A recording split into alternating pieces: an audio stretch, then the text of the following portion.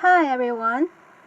In the first week of this semester, we talk about if we have a sample and we have and number in the sample, and then the sample mean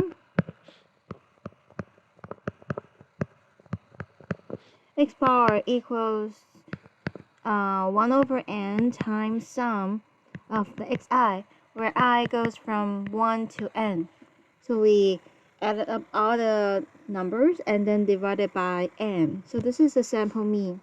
And we also talk about the sample variance. Oops.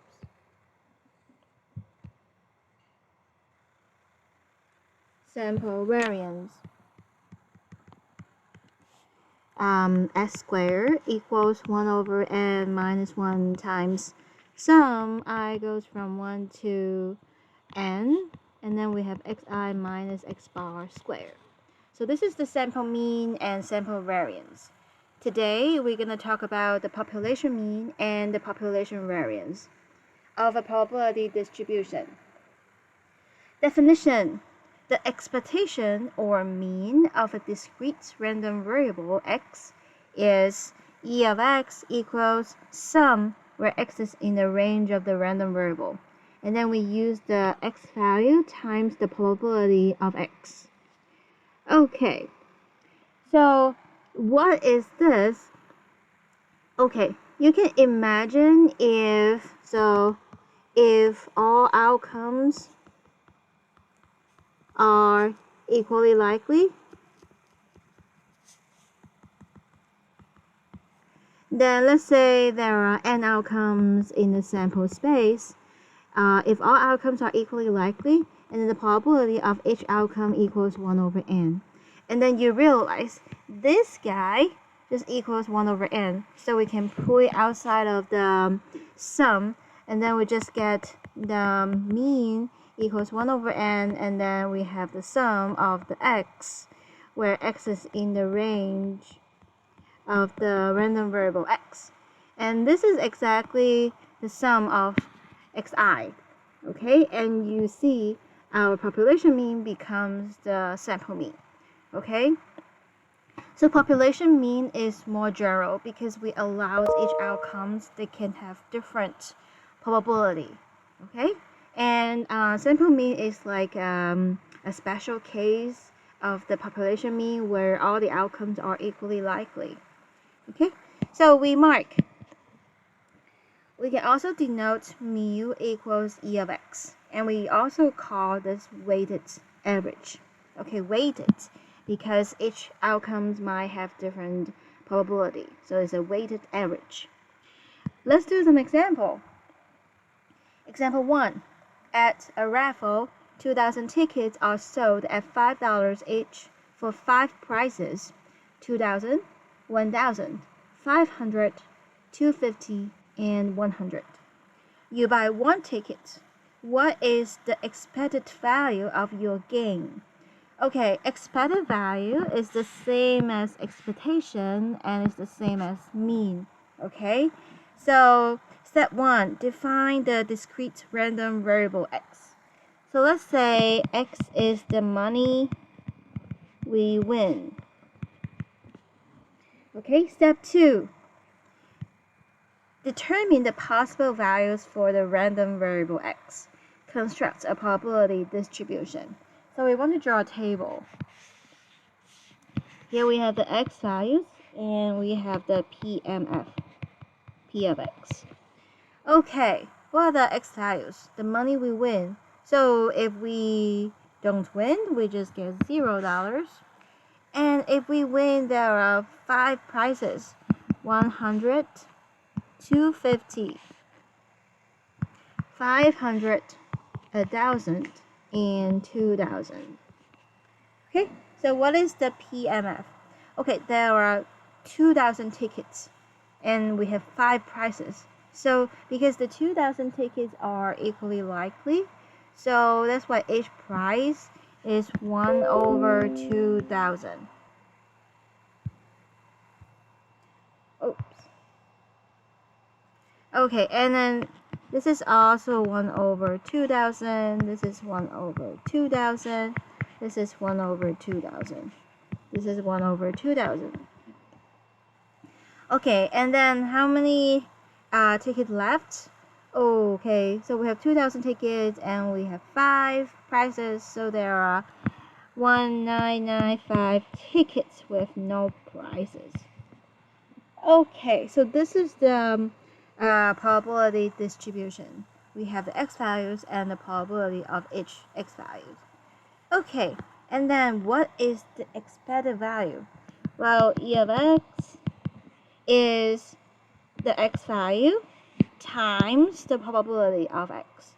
So we have a 0 times 1,995 over 2,000 plus 100 times the probability 1 over 2,000 plus 250 times 1 over 2,000 plus 500 times 1 over 2,000 plus 1,000 times 1 over 2,000 plus 2,000 times 1 over 2,000. Alright, so we simply use the x value multiplied by its probability and add them all up. Alright, let's see. So we can, okay, the first guy is 0 times anything is 0, and then the rest terms, the denominator is 2,000. And then we have 100 plus 250 plus 500 plus 1,000. And then plus 2,000. Okay, what is that? So 100 plus 250 is 350 plus 500 is 850 plus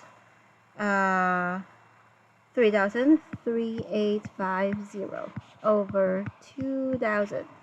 Okay, what is this number? Let's see. So 3,850 divided by 2,000.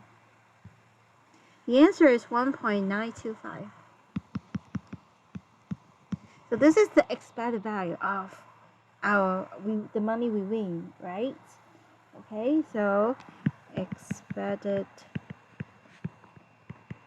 value of the money we win is 1.925. But what is the expected net gain? Don't forget that even though we win $1.925, but we spent $5 to pay for the tickets, right? So, okay, 1.925 minus 5 is negative 3.075. Do you see it's negative? So that's why we still lose money. Okay, because it's $5 we pay for the tickets. So we still lose money. So don't gamble, okay? In the long run, you're gonna lose money, okay? So example 2. In American roulette, the wheel has 38 numbers. 0, 0, 0, 1, 2, to 36. Is it interesting? Why don't they count the number 1, 2 up to 38? They put it 0, 0, and 0 there. I think it looks like if they number it like this, it feels like there are 36 number here. So people might think there's a bigger chance to win. But actually, it's not. Okay, so we have 38 numbers marked on equally spaced slots. If a player bets $1 on a number and wins, then the player keeps the dollar and receives an additional $35. Otherwise, the dollar is lost. Find the expected net gain to the player for one play of the game. So let X be the net gain. Okay, let's construct a table. Okay, So we have the x value and the PMF. Okay, so if we bet $1 and we lose, then we just lose the $1, right? Okay, and then if we bet $1 and then when we win, the player keep the dollar, so we gain $1 back and receive additional $35. So that's why when we win, we get $35. Okay? Alright. Then there are 38 numbers. All of them are equally likely, so the probability we win is 1 over 38. And the probability we lose is 37 over 38. Okay, so this is the table for the distribution. Alright, so then the expected net gain equals the x value times the probability plus x value times the probability. Well, this is the same as minus 37 plus 35 over 38. And with it, we get minus 2 over 38. That is minus 1 over 19. And what is 1 over 19? Okay, let's see. 1 over 19. 0.05263. 0.05263. Alright, do you see it's still negative? So, still lose money. Oh no. Okay, so don't gamble. Okay, this is example 2. So far, so good, everyone. Alright, let's continue. Okay, so let's look at example 3. Let x be the number of heads if we flip a fair coin 3 times. Find the expectation or the mean. Okay, so we flip a fair coin 3 times. What is the size of the sample space? Well, the first time it could be head or tail, so it's 2. The second round also could be head or tail. The third one could be head or tail. So there are 8 outcomes in the sample space. So x is the number of heads. Well, if you can remember, this is like the binomial distribution, right? With n is 3, and we count the number of success. Success is like getting heads, right? It's like the number of success in the 3 trials. Okay, let's construct the table. So we have x, and we have the PMF, P of x. Okay, so x could be what? X could be no head, 1 head, 2 head, or 3 head, right? And then no head, well, no head means they're all tail, so tail, tail, tail. So this is 1 over 8.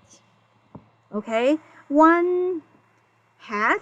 Okay, so imagine it's like we have 3 boxes. We want to pick one of the box to feed with head, and then the rest are just tail. So this is like 3 choose 1 times each outcome has probability 1 over 8. And then 2 heads. Well, 2 heads, we have 3 boxes. We want to pick 2 to fill the heads.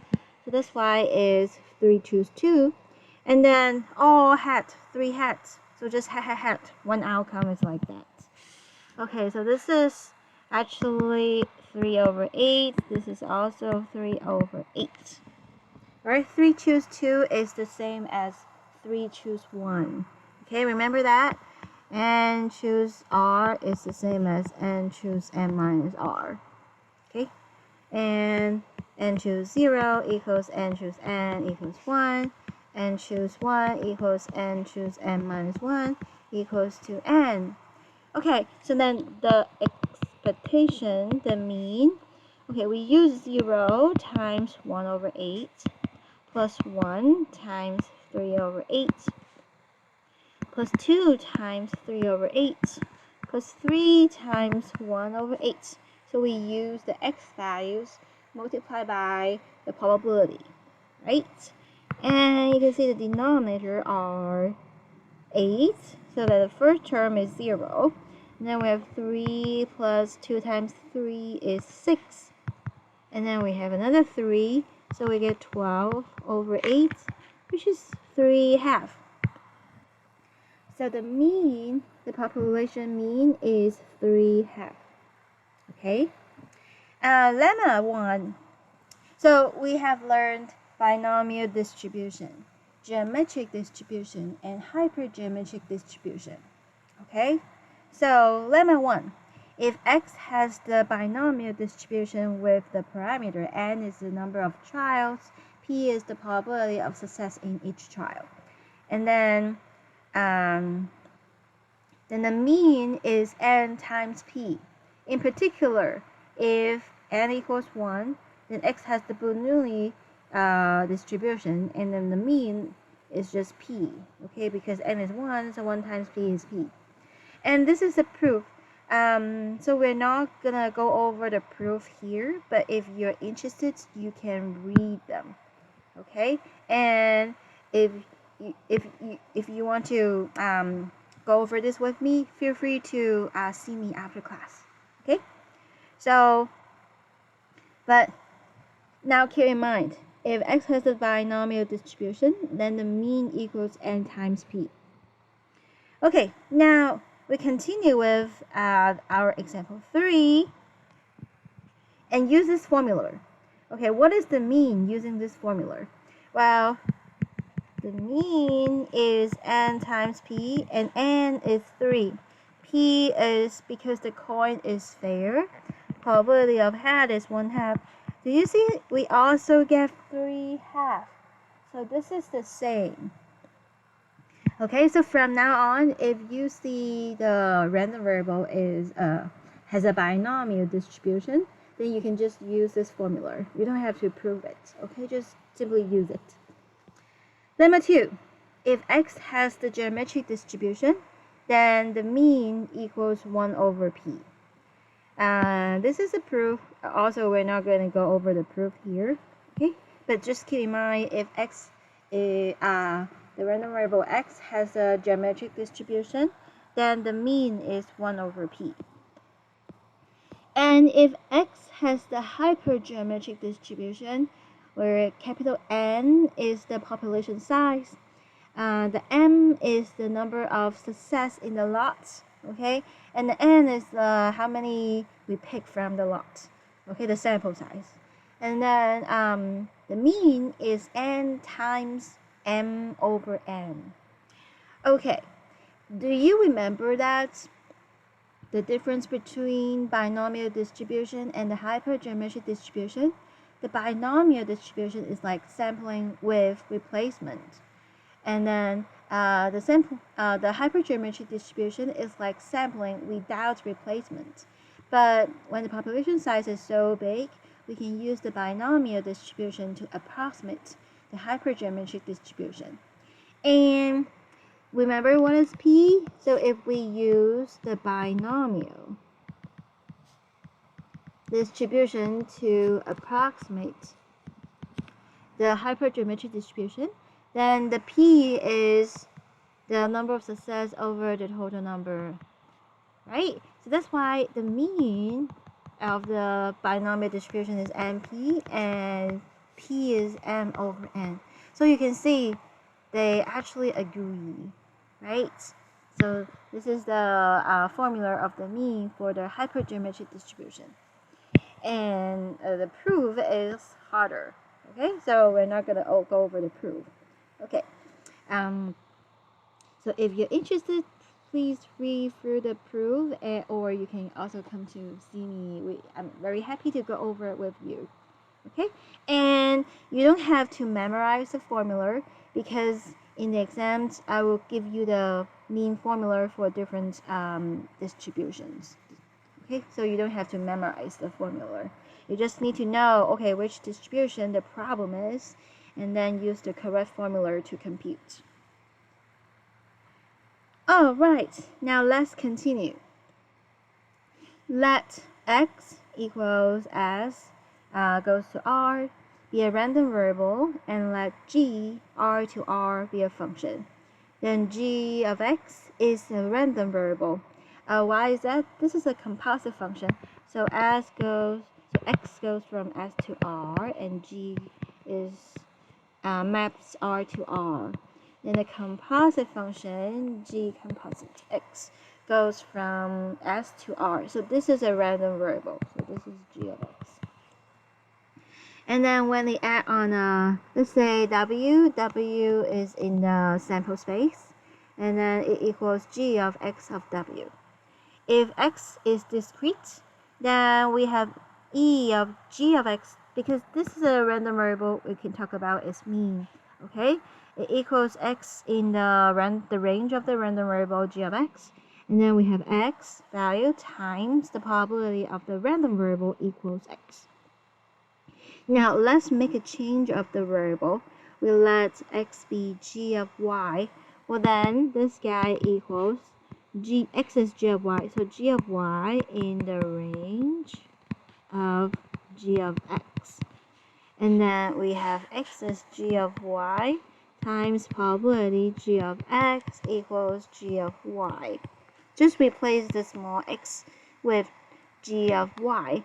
And then now you see, because g of y is in the range of g of x, it means y is in the range of x. Okay, and here the probability g of x equals g of y. This is the same as the probability x equals to y. So that's why we get this formula. Okay, so fact, if x is a discrete random variable and we let g to be a function from r to r, then e of g of x. Now we can simply rename y to be x. So we have x in the range of x, then we have g of x, and then p of the random variable x equals x. Okay, so we just rename y to be small x, then we get this formula. So simply means if we have a function g, then you just multiply g of x, okay, instead of just x. All right, definition. The nth moment of a discrete random variable x is e of x to the n. So x to the n, this is like a power function. So you just have x to the n right here. Okay, so this is the nth moment. Definition. The variance of a random variable x with mean mu equals e of x is sigma squared equals to variance of x. It is e of x minus mu squared. So this is the sum of x minus mu squared times p of x equals x. Okay. So I want you to compare this guy with the sample variance.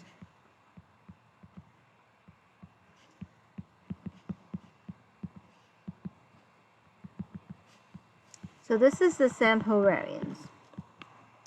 If you can remember when I teach you how to use your calculator to compute the sample mean and sample variance and the standard deviation, right? And then we talk about the sample variance, we divide it by n minus 1. But the sigma is the population variance. So if all outcomes are equally likely, then all of them has the probability 1 over n, right? So that's why the p of x equals x is just 1 over n. Then the formula becomes, we can put the 1 over n outside of the sum. Then we just get the sigma squared is like 1 over n. And then we have sum of x minus mu squared, where x is in the range of x. Now you can, so this guy is the same as this guy, right? They're the same. So now you can see sigma squared, the population variance, is like the denominator we divided by n, okay? And then the sample variance, because we have n-1 independence variable, so that's why the denominator is n-1. So this is the difference between population variance and the sample variance. So far so good, everyone? Okay, remark. Let's see, the first remark. Okay, so sigma is square root of the variance of x. So this is the standard deviation. The standard deviation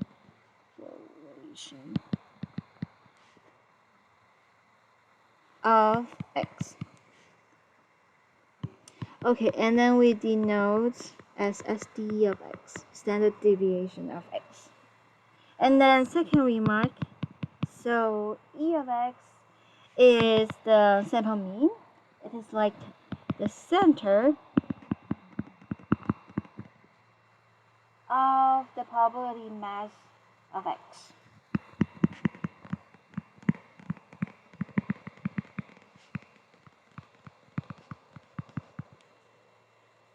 While the variance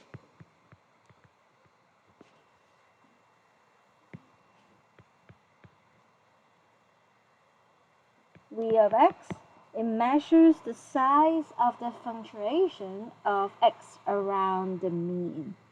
Okay. So measures,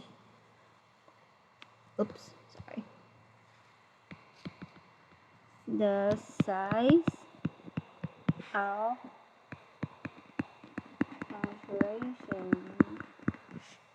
of x around the mu, which is the mean. Okay?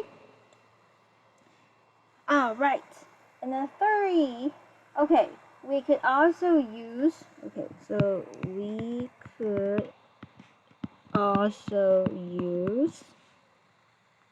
for example, E of absolute value of x minus mu to measure similar quality.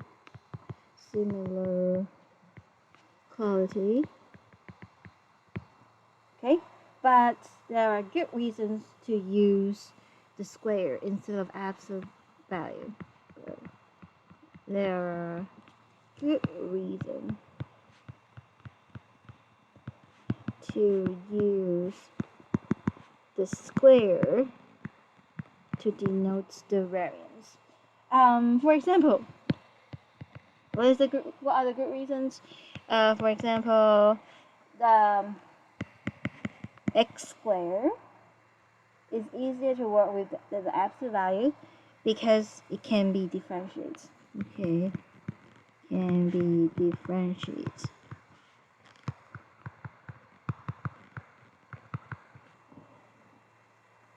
And the absolute value we cannot differentiate.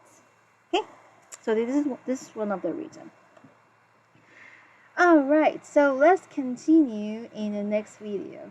See you soon!